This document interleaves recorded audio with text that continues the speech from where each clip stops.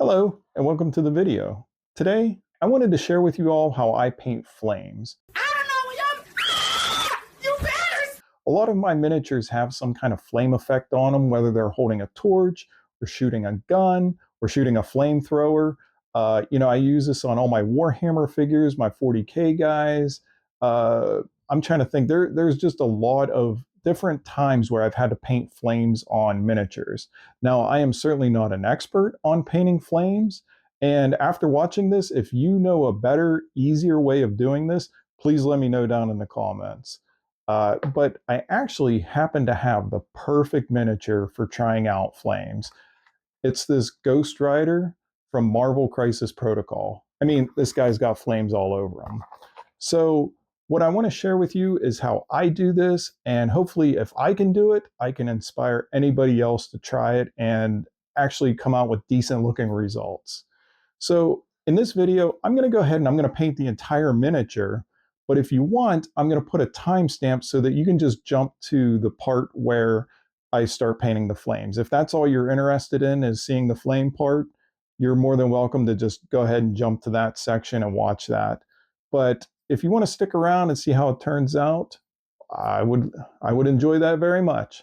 So with that, let's go ahead and get started. So after priming the miniature black, I'm just going to go over it with a layer of matte black because the primer coat just is kind of dull and just doesn't look very nice. I'm going to mix some of this charred brown and Mechanicus gray to do his pants because they're leather as well, but I wanted a little bit of variety to them, and some of the reference pictures I saw, his pants are like a brown leather.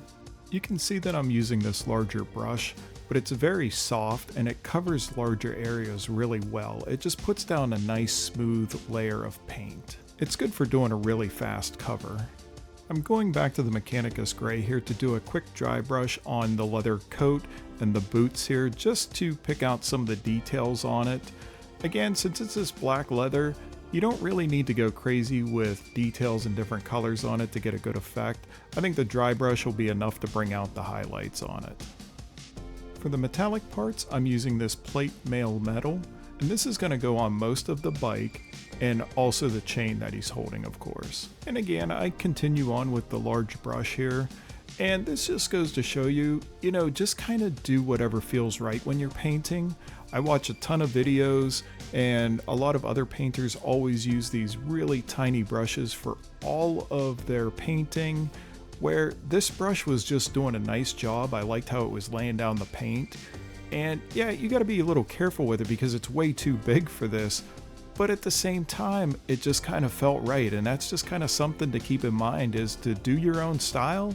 And if it feels right, just keep going with it. Don't feel like you need to get the most expensive brushes or the exact tools that everybody else is using. You can get decent results with just the things that you already have. Overall, this miniature is actually pretty easy to paint. The toughest part on him is going to be the flames, and that's where we're going to spend a good deal of the time. Okay, for his skull, this was a little more challenging to me because I wanted it to be underneath the flames. So I started off with a dark red, and then I went to an orange, and then eventually I put a very light coat of skeleton bone on it. I was trying to get the illusion that the skull was underneath the flames and the flames are sort of all around it, so I didn't want to do bone white. I wanted a little bit of that red reflection from the flames. And after the skeleton bone, I did a red wash over it, very lightly, just to give it a tinge of red. Okay, now we can start the flame effects, and I'm going to start off with this dark red. Looking at some reference pictures, I noticed that wood or anything that's on fire has like a red glow to it. So for the tires, I wanted to put down that red glow underneath of the actual flames. To enhance the glow, I'm coming in with bright orange, and I'm just going to paint this on top of that dark red that we put down, and I'm going to use it to just blend in a little bit as we get out towards the edges where there are no flames. I'm just going to go less and less and get this darker and darker until the black of the tire shows through. Now for the actual flames, we want to start off with white. because the base of the flames is where it's going to be the hottest, and it's going to get cooler as it moves away from that center. So I'm putting down this white here mostly on the base of the flames, but I'm also touching a little bit into that orange color that we put down, because as you know, flames do not have hard set lines. They just sort of blend together and they flow. There's no set pattern to it. I still want to make sure that I can see my red and orange underneath here to show that the tires are there and that the flames are actually on top of them. I'm going to do the same thing for his skull and show that the base of the flames is actually coming off of the skull. So I wanted those to be the white hottest parts of the flames. I'm going to use the brightest yellow that I have, and I'm going to start painting this on top of that white now. I want just a touch of that white to show underneath, not very much at all, but I want to extend this yellow out from that white. And this is something, it's not quite wet blending, but it's something that with this yellow, the pigment isn't very strong, so you can kind of go over top of the white and it'll be almost translucent. But we want to go fairly heavy with it so that it does show up. And as I said previously, there's no hard set line to this. It's very random and it just flows together. Now we're coming back with our bright orange, and we're just going to do the same thing that we did with the yellow, and we're just going to bring this out further from the base of the flames. We definitely want to see that yellow underneath it, but we want to take this orange out to the edges of the flames more and more. Because as I said, the further the flame gets away from the base, it's going to turn orange, turn red as it cools off. And fire in general is very random, the colors that show through it as it's flickering around. There's really no rules here, you can keep it pretty random and it's still going to come out looking nice. Now we're going to use red to do another highlight on top of the orange. And with this, you want to be a lot more sparing with this, because this is really going to be just mostly at the edges of the flame tips. You can go into the orange a little bit just to blend it all together, but it really should stay mostly on the edges. And again, don't paint solid lines here, just kind of be random with it and just let the colors flow together. Finally, we're just going to hit the barest tips of these flames with black. And you want to water this down pretty good so that it's not solid black and that it kind of blends in with the red that you would have painted on here. But again, with this, it's just barely hitting the very ends of it to show almost where the flames are turning to smoke.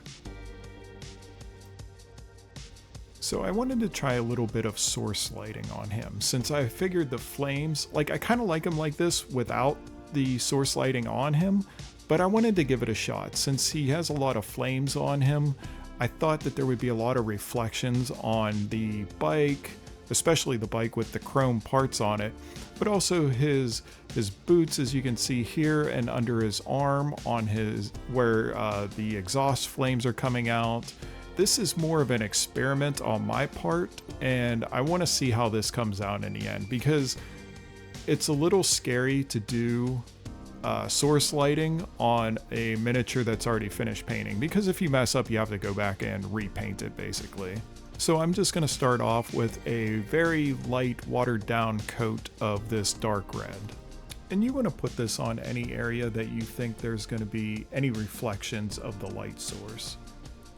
Here I'm just coming in with a brighter red, and I'm going to do the same thing, but I'm gonna just more or less focus on the center of where the reflection would be the strongest, and still let some of that dark red show through underneath.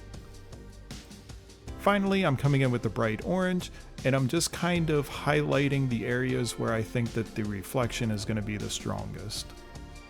Now I'm going to use a little bit of Nuln Oil to wash over most of the metallic parts on the bike.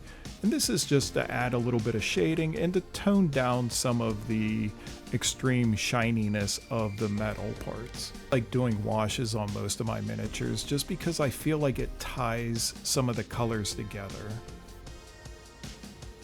I'm coming back in with the Mechanicus Gray here just to highlight some of these folds on his leather coat a little bit more. They kind of got lost as I was painting along, and I just wanted to bring them back out a little bit more to add some detail to them. I'm just going to keep using this dark gray to do a heavy dry brush on the pavement. For the bricks, I'm just going to use some more of my dark red here, and again I'm just doing a very heavy dry brush over top. This is so heavy I'm not sure you could really consider it a dry brush. It's sort of almost in between the two. But I want to make sure that I'm not pushing the paint down into the grout lines of the bricks. I'm just going to be using this dry gray to do a quick dry brush on the pavement and the bricks. I'm going to use lead belcher for this manhole cover and these trolley tracks. Finally, I'm going to use a wash of Nuln Oil just to dirty up the entire base. And with that, Ghost Rider is finished. As you can see here, I tried to do a little bit of source lighting on the pavement. I think it came out alright. I'm going to let it set for a little while and keep looking at it. I may go in and erase it, but for right now, I'm pretty happy with it. For my first real shot at trying to do source lighting, I think it came out pretty cool. And I'm happy with how it reflects on his bike, his pants, and his arms. I'm really happy with that. I think that it does show that, you know, the flames are throwing some kind of reflection off. So I think that I'm going to end up keeping everything as is. So I want to thank you for watching. I hope that my painting tutorial for flames was helpful. I know I've struggled with painting flames for a long time, and this might be the best that I've ever painted flames. Luckily, it was on camera. So with that, I want to say thanks for watching. I hope that you enjoyed watching me paint a little bit, and I hope that this inspires you to get some of your miniatures painted up as well. Thanks again for watching. It really does mean the world to me, and I hope to see you in the next one. Bye.